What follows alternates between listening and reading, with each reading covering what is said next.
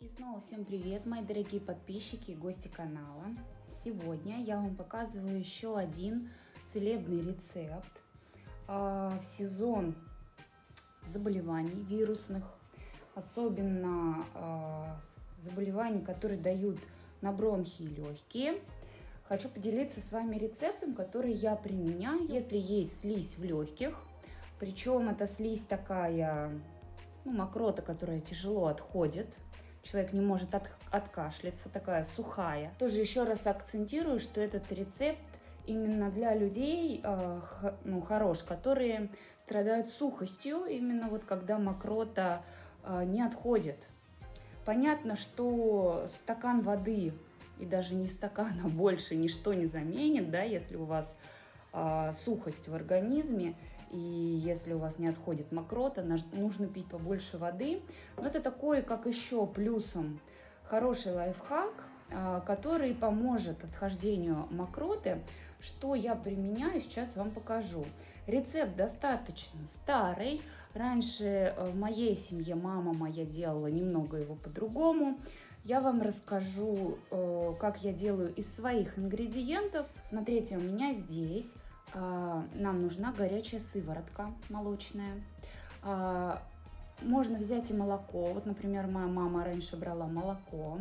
Молоко, естественно, должно быть натуральное.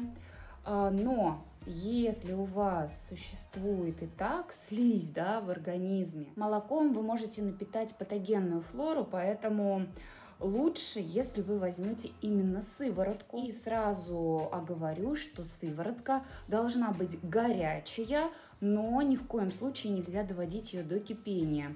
То есть так градусов 70, может быть, вы ее 60 подогрели. Также нам понадобится натуральная минеральная вода. Воду минеральную вы можете взять по вкусу, которая больше вам подходит или больше вам нравится. Единственный фактор, который важно учесть, чтобы она была реально натуральная. Лучше это сделать, если она будет в темном стекле. Вот такая вода. Я обычно беру вот либо нарзан, либо рычалсу, такую воду. Это не реклама, я просто вам делюсь тем, что я беру. И вот хорошо помогает эта вода. Вот. И также нужно нам топленое масло, либо масло гхи. Еще раз скажу, да, что я рецепт этот адаптировала. Моя мама раньше клала сливочное масло в такой напиток, но опять же сливочное масло может еще патогенную флору накормить, поэтому топленое масло — это чистый жир, уже без молочного белка, вот, либо масло гхи, поэтому оно будет целебным эффектом обладать, чем сливочное. Поэтому, если есть возможность, берем сыворотку горячую. У меня здесь 200 мл, примерно 150-200.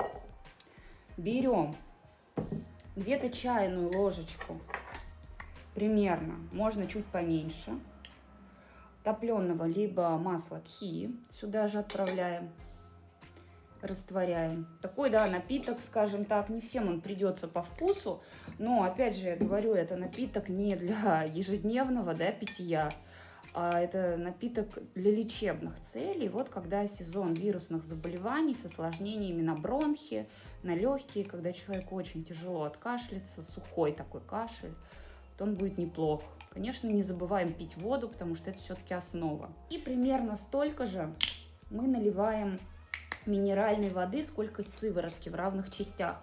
То есть если у меня здесь 150 мл, то примерно столько же я наливаю сыворотки. Вот такой процесс должен пройти. Видите, шипучечка такая. И вот это дело мы должны выпить, лучше не задерживаясь, вот сейчас прямо. Уверяю вас, что там через буквально 20 минут вы почувствуете эффект. Вот у вас начнет отходить мокрота намного-намного лучше. Такой целебный напиток. Надеюсь, он будет полезен сейчас кому-то, потому что сейчас большой процент заболеваемости именно с осложнением на бронхи и легкие, с кашлем. Вот. Пользуйтесь, дорогие, не болейте. Надеюсь, этот рецепт тоже принесет вам пользу. Всем пока-пока, до новых встреч.